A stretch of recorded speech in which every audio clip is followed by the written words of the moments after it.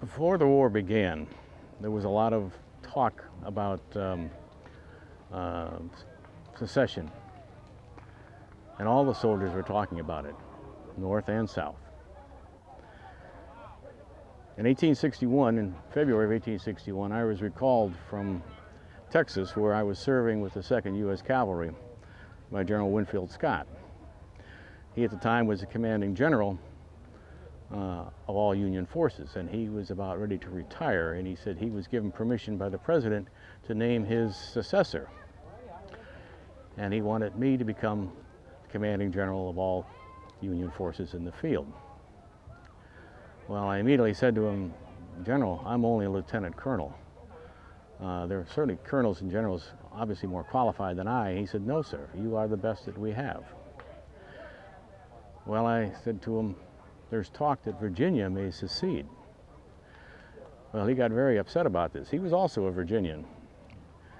And he said, "You risk being tried as a traitor. You risk losing your pension. You risk losing all your estates. You could be hung for treason." Well, we argued about it for 3 or 4 hours.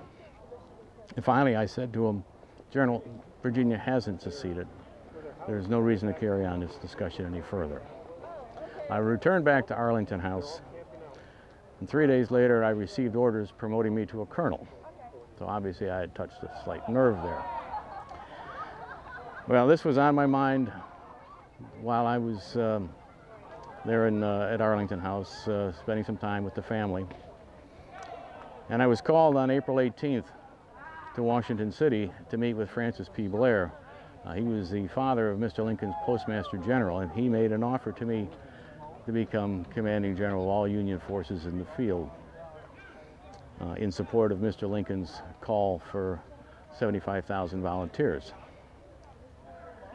And I had told him, I said, "Well, I had just heard word on my way into Washington that Virginia had seceded." And I said, "I must return back to the Arlington House to find out what was happening." And Mr. Blair said, "I need an answer, and I need it quickly." I went home that night, spent the evening walking through the gardens and pacing all night long upstairs.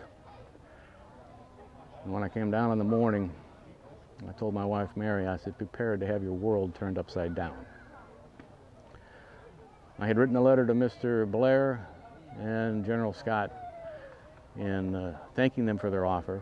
It was a position I had aspired to for 32 years. But I couldn't take the position. My family was related to just about every major landowning family in the state of Virginia. I couldn't raise my sword against my friends and my family and my neighbors. I had 3 sons of military age, 2 of which would become major generals. 1 would become a captain. The United States had always been a good neighbor, but Virginia was home.